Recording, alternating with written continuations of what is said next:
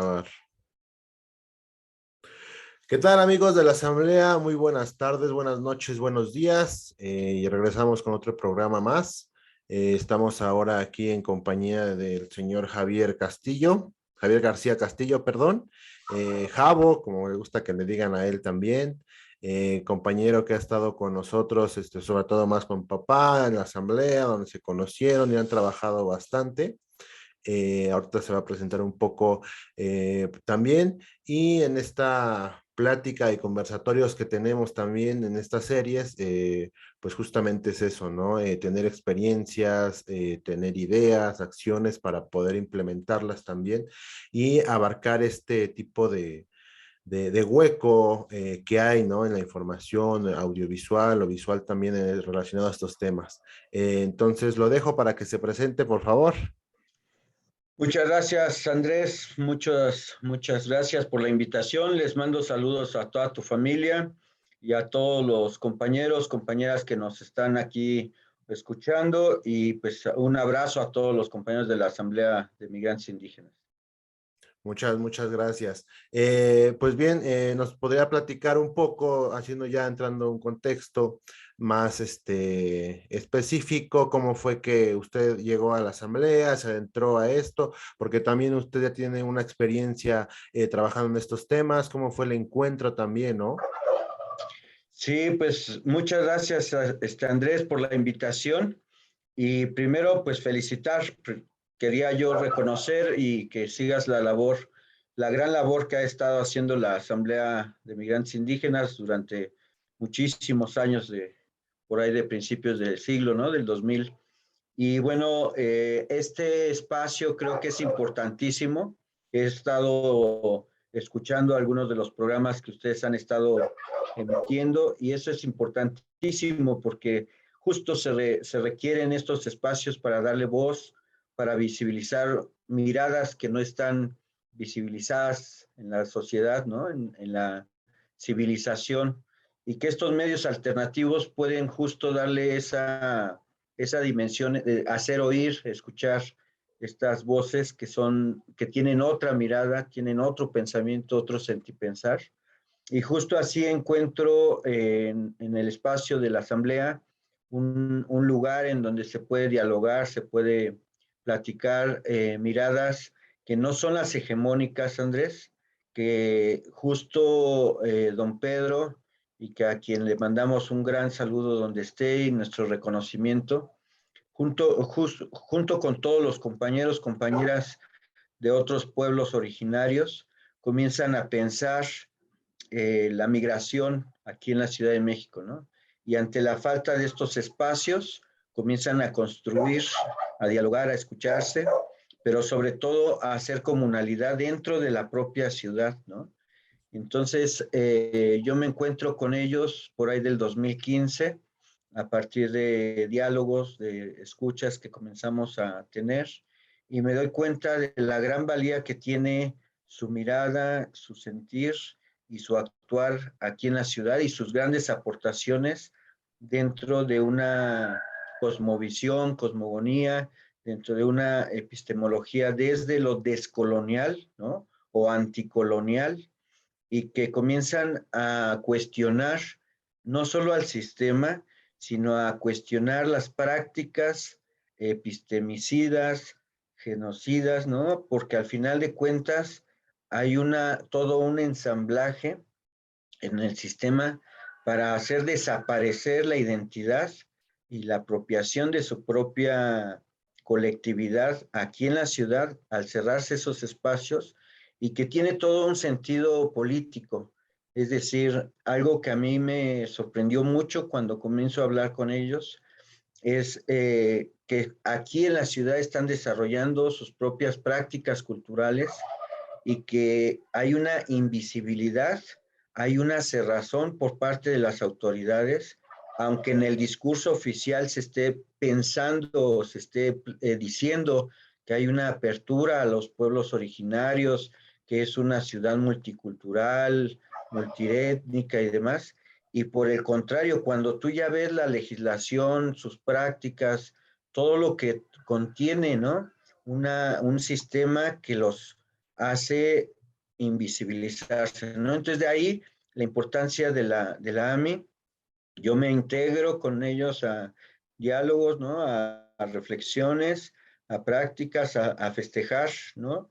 Estuvimos por ahí el 1 de agosto de hace 3, 4 años, cuando se hizo el Mauch, allá por parte de los pueblos Ayuk, en este caso al que pertenecen ustedes, y fue una gran experiencia, ¿no? Cómo seguir desarrollando en la ciudad prácticas, rituales, remembranza de los propios mitos de origen que permite mantener en este territorio pues una identidad, ¿no? Y la agrupación colectiva de estos pueblos. Entonces yo es así como me comienzo a integrar. Sí, y es muy interesante lo que comenta todos estos puntos, porque sí, ¿no? Muchas veces está esta parte, pues más pedagógica, vamos a llamarle, ¿no? Que se ve desde afuera, creyendo una necesidad de la comunidad, la cual no es, ¿no? Es por eso que se empiezan a hacer estas políticas públicas, supuestamente en beneficios a las comunidades en la ciudad, lo cual no satisface las necesidades que realmente requieren, ¿no? Desde tener un espacio, ¿no? De tener ciertos requerimientos básicos para poder ellos establecerse, hacer sus asambleas, reunirse, y vamos, hablemos un poco más de la siembra, ¿no? Ni siquiera hay lugares, ¿no? Por ejemplo, ¿no? El medio de la ciudad urbano, pues es edificios, ¿no? Y totalmente asfalto. Y esos requerimientos, aunque muchas veces se piensa que son del campo, pues se ha roto un poco ese paradigma, ¿no? De poder seguir sembrando, de poder seguir aprendiendo a través de la siembra. Y ahorita que ya van a salir los elotes, la temporada de los elotes, que igual es un ritual importante cuando se cortan los elotes, pues se sigue enseñando, ¿no? Eso. Y que pues realmente no hay ese apoyo, esa intención de querer de querer escuchar las necesidades de las comunidades que ya están establecidas aquí en la ciudad, porque ni siquiera son personas, ¿no? O sea, ya son grupos que ya están establecidos. De una u otra forma ellos se han sabido organizar como siempre, porque es el principio de las comunidades, hacer siempre comunalidad o comunidad, y eso ha hecho que se fortalezcan, no todos, pero la mayoría aquí en la ciudad, ¿no? Entonces también eso creo que ha sido una barrera también de entrada para nosotros como indígenas, como ayús, también se me olvidó mencionar que ustedes Totonacú, también ahorita nos puede mencionar igual de qué región, igual de qué pueblo, entonces todo eso, ¿no? Y a partir de eso yo creo que eso es lo que hace como lo he comentado otras veces, que nos unamos, ¿no? Porque podemos ser de diferentes pueblos, de diferentes comunidades, pero el principio básico de hacer comunidad es el mismo. Es por eso que nos encontramos, ni siquiera es una cuestión de al azar, ¿no? Es una cuestión de interactuar y de que es normal, ¿no? Hacer comunidad. Has tocado dos partes que creo que son fundamentales y gran aporte de lo que fue el pensamiento de don Pedro y que tiene que ver cuando hablabas acerca de la pedagogía, que existe una pedagogía oficial en donde incluso te podrían en algún momento, vamos a pensarlo como hipotético, Andrés, a partir de su reconocimiento en las políticas públicas, quizá en algún momento pudieran hasta enseñar en náhuatl o en alguna otra lengua, pero es una pedagogía oficial en la que te están, al final de cuentas, educando desde su propia forma de pensamiento, sus propios conocimientos, lo que al propio sistema le conviene que tú aprendas. Puedes ser un gran ingeniero Ayuk y quizás hasta pudiste aprender en Ayuk, pero esa es una pedagogía oficial que tiene que ver con un Estado-nación el cual ellos implementan sus principios, sus valores, su forma de pensamiento y que esa pedagogía ahí está, ¿no?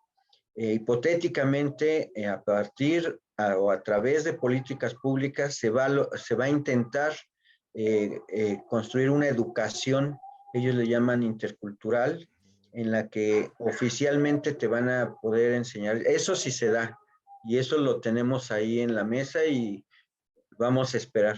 Por el otro lado, hay una pedagogía y que creo que esa es sumamente importante, en donde la AMI, y principalmente yo sí lo puedo reconocer, en donde tu papi da un gran aporte, en donde se comienza a hablar no de esa pedagogía oficial, sino se comienza a hablar de una educación, en este caso originaria, y originaria entendiéndola desde el origen y entendiéndola desde el origen, pero desde un aspecto multidimensional. Es decir, no solo es reproducir las prácticas que se traen de los pueblos originarios de distintas partes del territorio, sino que original en el sentido originario, en donde el mito de origen construye un camino que le va permitiendo desarrollar su propio sistema educativo, no solo en la milpa, no solo en la cocina, sino a partir, y en este caso muy importante en la ciudad, a partir de lo que dices tú, y que no es fortuito, no es al azar, en el entrelazamiento de distintos pueblos, culturas, y que a partir del conocimiento que trae un tutunacú o que trae un ayuk o un zapoteca o un cachiquel, ¿no? Se va reconstruyendo un sistema educativo, pedagógico, didáctico distinto, acorde a su propia resistencia, acorde a su propio desarrollo civilizatorio, porque además se va reconstruyendo y en palabras de don Pedro sería desenterrando, estaríamos desenterrando ese montón que vino la colonia a echarle a toda esta cultura mesoamericana Enterrar, ajá. y que parte justo de esa civilización mesoamericana, ¿no? En la que todos tenemos matrices en común o una matriz en común y que tiene que ver con la madre tierra y que tiene que ver con los conocimientos compartidos de esos distintos pueblos y que aquí justo en la ciudad se comienzan a entrelazar, a reconstruir y a reconocerse, ¿no? Entonces, esta otra pedagogía, esta otra forma de aprender, de enseñar, de comunicarnos, ¿no? Y de aprendernos juntos, va reconstruyendo eso y desenterrando eso que justo lo habían enterrado, ¿no?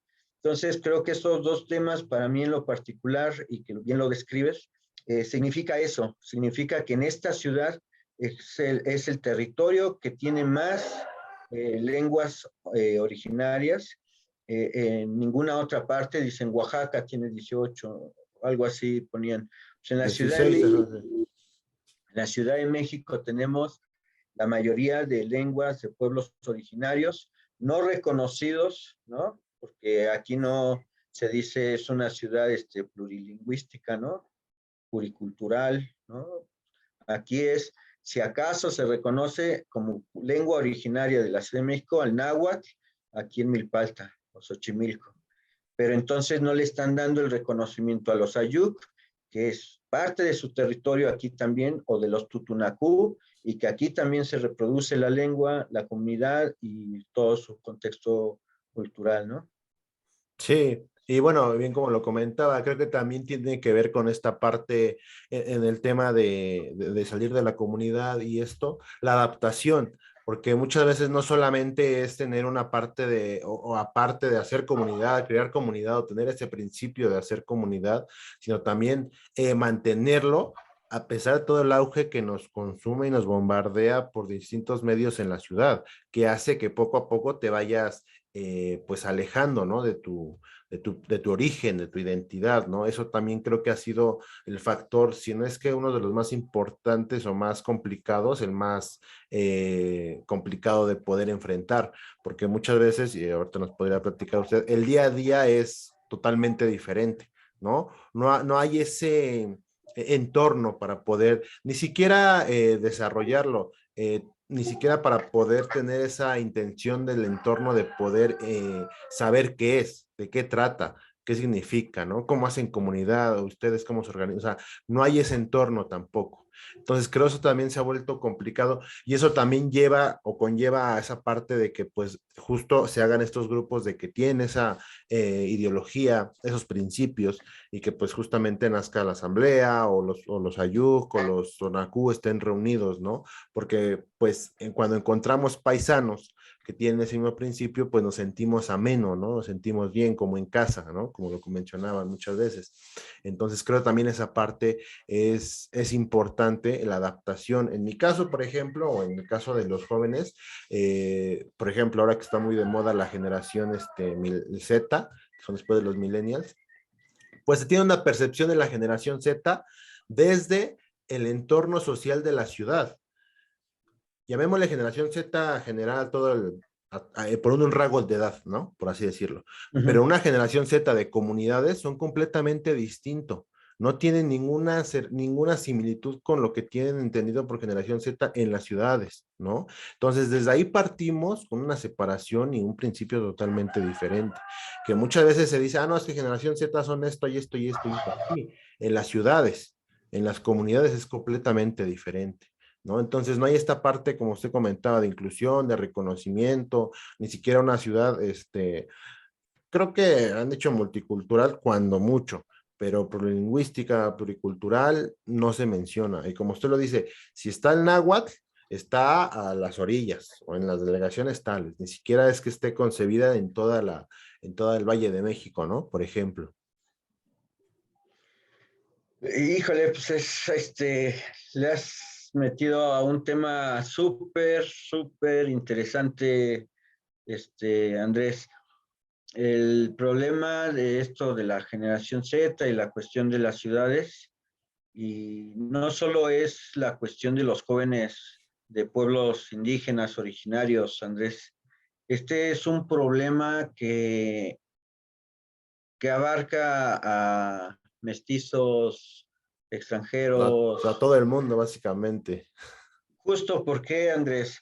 Porque hay una crisis civilizatoria. Y esa crisis civilizatoria, y que justo al final de esta charla la abordaremos, tiene que ver con la no adscripción a identidades o la adscripción a identidades construidas, algunos por ahí académicos llamarían líquida, ¿no? Son identidades que se conforman a través de las redes sociales, a través de la moda, a través de lo que Occidente nos trata de imponer, ¿no? A partir de su propia civilización, el movimiento transhumante, los transhumanistas, vienen fuertes, ¿no? Y quieren construir a un ser humano ya robotizado, a partir de que se ascribe a su propia identidad y a sus propios pensamientos y demás. Entonces, esta crisis no solo es de los pueblos originarios, primero, en las comunidades justo hay arraigo, hay conocimiento y se construye una bolsa de resistencia que permite mantener prácticas y demás, pero que también están imbuidas e influidas y demás. Pero además, a la par también existen, y en este caso yo reconozco tu trabajo, Andrés, que estás haciendo junto con tus compañeros, compañeras en estas charlas, porque no es lo que ellos están imponiendo, sino que también las propias comunidades, los propios jóvenes, en este caso como tú, están revitalizando, dando nuevos significados, nuevas prácticas, están conociendo y reconociendo sus propias culturas, y en ese sentido también está, en este caso, personas como tú, Andrés, que si bien el hecho de que están imbuidos en las redes sociales, en las computadoras, en todo este mundo, ¿no? Occidental, también está la otra parte del reconocimiento de su propio ombligo y de su origen, ¿no? Y de la, diría don Pedro, desempolvar, ¿no? La historia, desempolvar nuestra identidad, desempolvar nuestras formas de accionar, de relacionarnos con los distintos otros y otras, y compañeros, compañeras de otras culturas, y que eso va generando también estas otras bolsas de resistencia, muy en nuestros territorios, muy incluso en nuestros propios lenguajes, nuestros propios símbolos, pero que además creo que ahí hay una gran valía, ¿no? Entonces, esta crisis civilizatoria, pues es una crisis que va más allá de la propia identidad, es una crisis que tiene que ver con su propia civilización de ellos, en donde crisis climática, crisis sanitaria, ahorita está crisis energética, crisis financiera, está la crisis poblacional. O sea, si tú le vas agregando, a Occidente ahorita está en una gran crisis, ¿no? Y entonces creo que es un tema importantísimo de platicarlo desde nuestras propias Sí, va. sentimentales y haciendo. Sí, tal cual como lo comenta. Y creo que hablando ahorita un poco de las, o mencionando un poco ahorita lo de las crisis, creo que se queda un poco más claro, remonta, ¿no? Más allá, porque en ese tipo de crisis, ¿a dónde recurren, no? Básicamente a lo, pues a la historia, ¿no? A detrás, a la producción de su propio alimento. Muchos dicen, ¿no? ¿Quiénes son los que van a sobrevivir ante esta crisis? Pues los que producen los del campo, los que producen su propio alimento, los que todavía siembran, los que todavía generan su alimento, los que saben trabajar la tierra.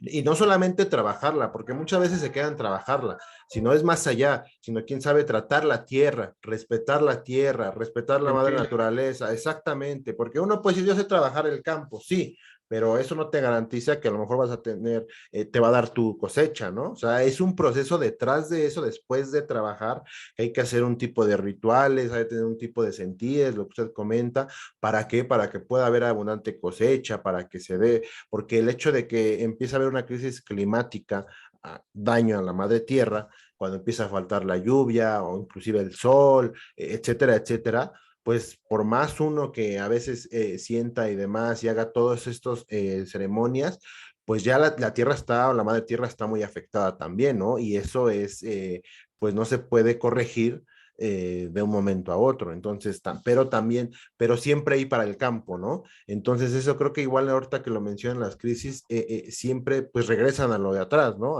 A lo de antes y la gente que sigue trabajando y respetando y escuchando a la tierra es la que pues dice, ¿no? Como puede sobrevivir, que al final no es tanto sobrevivir, porque pues la gente es su forma de vida también, eso está mal dicho también, ¿no? Porque, es que va a sobrevivir porque trabaja en la tierra, no, es parte de ellos han vivido así y vive y sigue viviendo.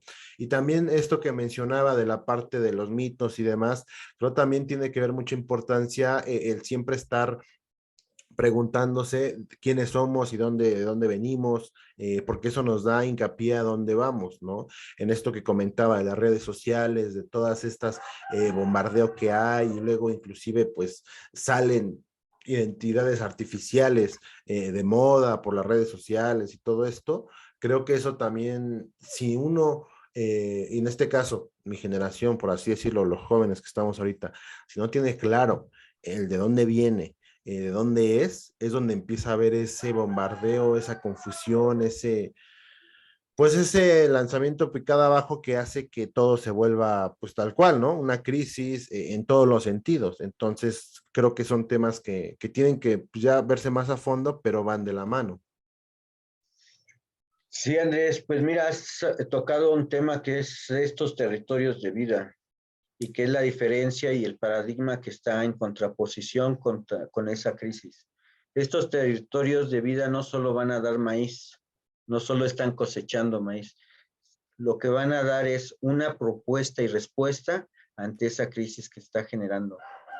A mí me gustaría en lo particular, y si en otra ocasión lo podemos hacer y junto con otros compañeros, y me llama mucho la atención, yo leo la jornada diario y estoy en otros medios de comunicación y ponen a personas académicas, ¿no? Doctores, grandes analistas, geoestrategas, visiones militares, cómo va la guerra, qué es lo que está pasando con la crisis alimentaria, grandes economistas que hablan acerca de toda la cuestión de la estanflación, de la inflación, de la recesión que va a haber. Tú los escuchas, Andrés, y no escuchas otra cosa más que desde sus propios análisis, su propia forma de pensar, de ser, pero insertos dentro de su propia dinámica de crisis.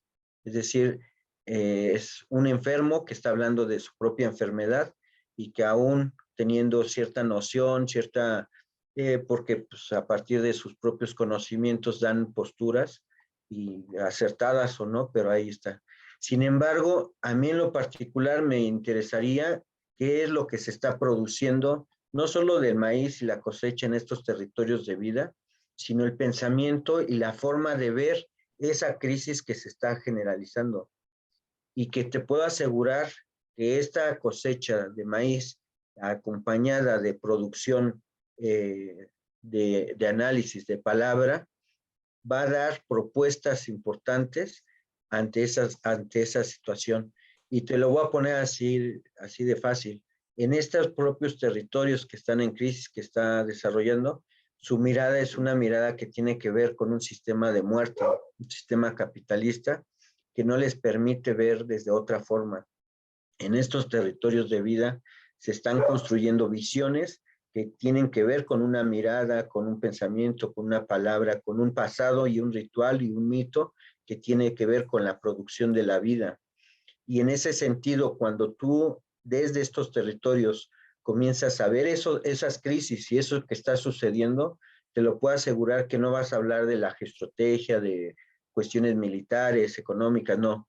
Nosotros tenemos una narrativa, una forma de pensar, y lo has dicho bien, porque lo hemos desarrollado, se ha vivido, se sigue, es su forma de vida, su forma de entender, en este caso, a la propia Madre Tierra, ¿no? En los años 70, 80 se pensaba, y esa era una postura antropocéntrica, en donde, y de izquierda además, en donde nosotros íbamos a cambiar el mundo, Andrés, a través de las armas, a través de la vía electoral, a través de la vía pacífica y la organización social y demás. Lo que está demostrando ahorita este, esta crisis es de que nosotros no íbamos a cambiar, sino en este caso la Madre Tierra nos está haciendo cambiar por las condiciones propias que están existiendo desde ese otro lado, desde esa otra latitud.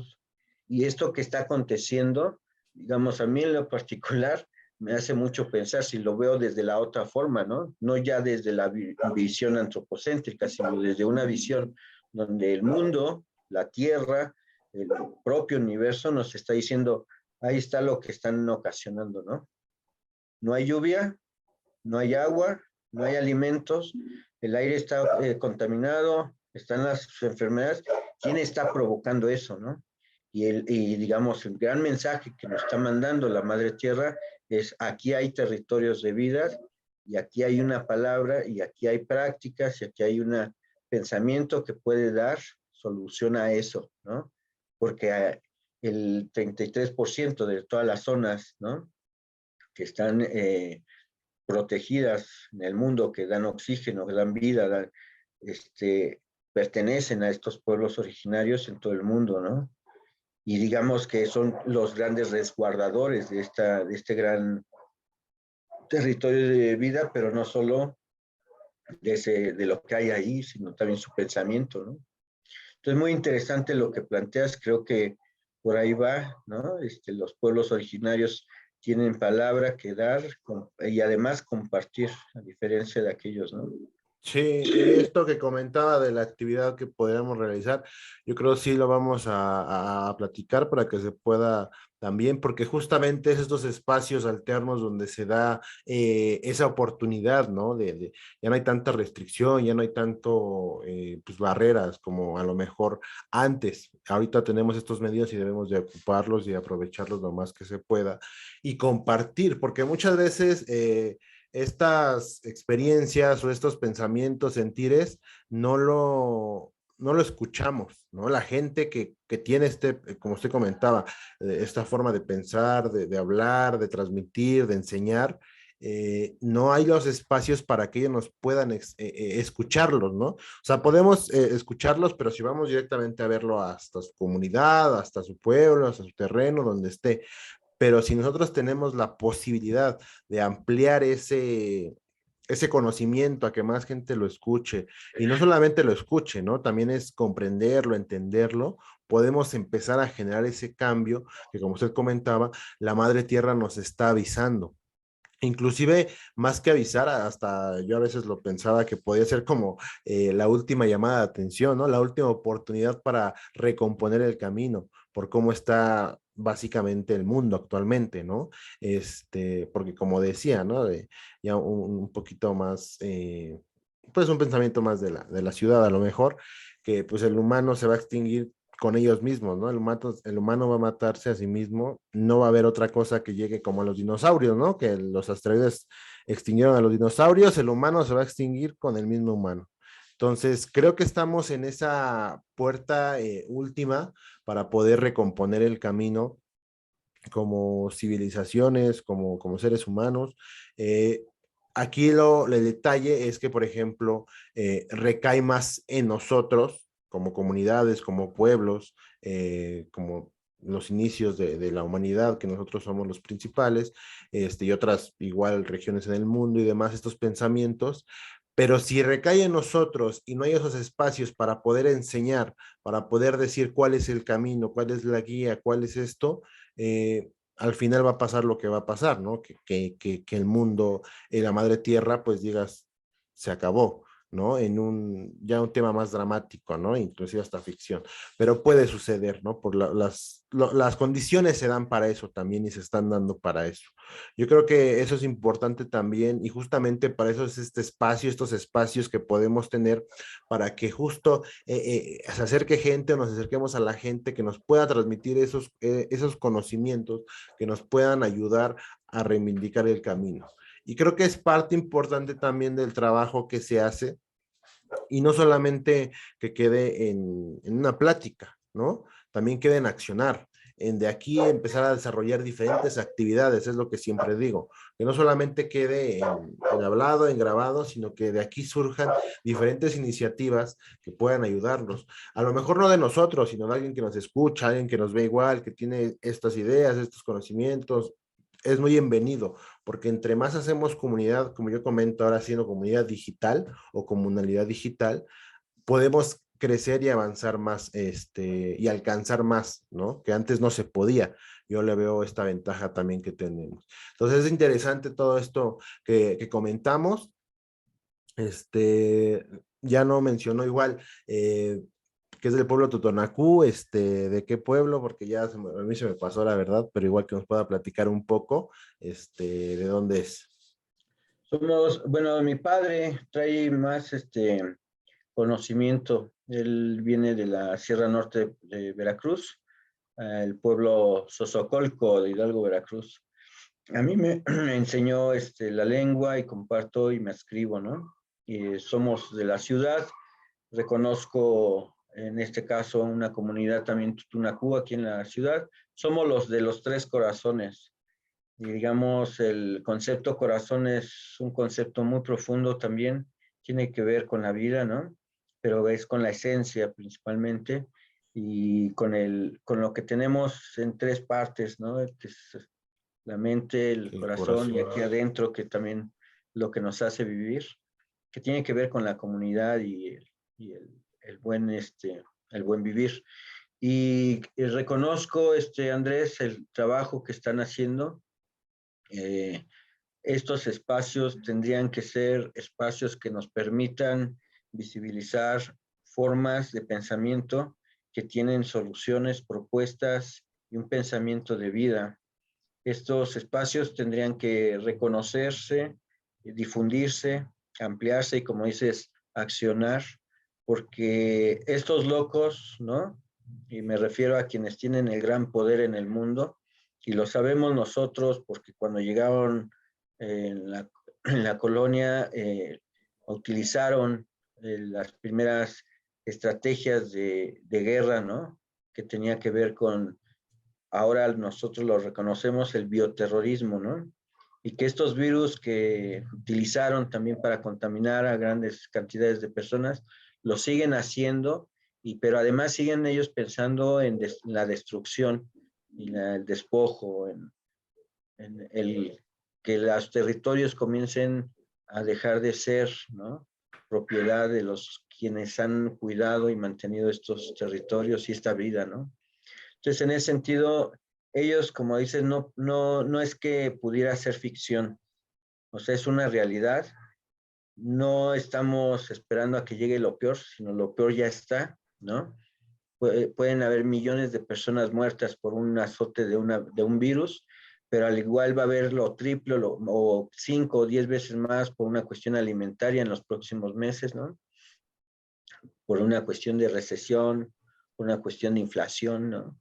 Porque de repente la crisis climática, ¿no? En la que vivimos se está exacerbando porque no estamos teniendo a accionar, como dices tú, ¿no?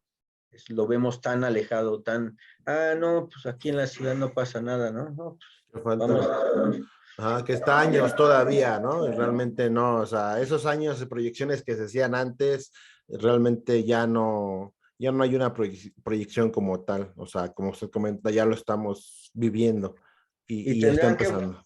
y tendrán que voltear hacia acá, porque acá está la propuesta, es una propuesta de vida. Te lo puedo asegurar que las comunidades indígenas pudieran resolver ese conflicto que se está generando en todo el mundo a través de la palabra, reconocimiento de la palabra, porque además la palabra conlleva la paz, ¿no? Y la paz no en el sentido de la inmovilidad, sino a partir de construir soluciones colectivamente en asamblea y que bueno, se nos va el tiempo, Andrés, se nos fue Sí, muy no, rápido. no se preocupe. Pues algo más que quiera comentar último para ir cerrando. No digo, es la primera, pero no va a ser la última intervención que tengamos. Más adelante podemos tener inclusive ya físicamente encontrarnos, otras actividades, pero para ir cerrando, no sé, algo más que quiera comentar. Pues desde aquí mi palabra al encuentro de las palabras de todos los compañeros, compañeras de la Asamblea de Migrantes Indígenas de la Ciudad de México, reconocemos su palabra, reconocemos el contenido, sabemos de dónde viene, cuáles son sus orígenes y sabemos que mantenerla tiene que ser no solo una cuestión de respeto, una cuestión de reconocimiento, porque además sabemos que siguen aquí en nuestras vidas. Y bueno, un gran saludo a don Pedro, ¿no? Esto es, al final de cuentas, su propia palabra que sigue existiendo y que al seguir existiendo esta palabra, sabemos que sigue don Pedro con nosotros y todos aquellos compañeros, compañeras que físicamente no están, pero sabemos que su enorme contribución, su enorme pensamiento, su enorme sentirlo, seguimos palpitando día a día, Andrés. Entonces, saber que se ha construido, que vamos en camino, que además hace falta y que hay una propuesta, hay otra visión de mundo, hay otra visión de lo que queremos construir como colectivo, como grandes comunidades, como pueblos. Y pues agradecerte, agradecer su esfuerzo. Nos dan esperanza, Andrés, como jóvenes que son y que siguen construyendo, que siguen compartiendo la palabra, pues agradecer sobre todo. Pashti Katsini, Dios Kohuyuk, Dios dirían Cujuyo. ustedes, Dios Mashquillán, yo me despedía de don Pedro, Dios Mashquillán. Pues muchísimas gracias, Andrés. Muchas Un gracias, don abrazo. Javier. Esperemos que no sea que vayamos más trabajando en conjunto y pues la memoria nunca muere y en base a eso vamos a seguir trabajando. Muchas gracias por vernos, por escucharnos y nos vemos en el siguiente capítulo.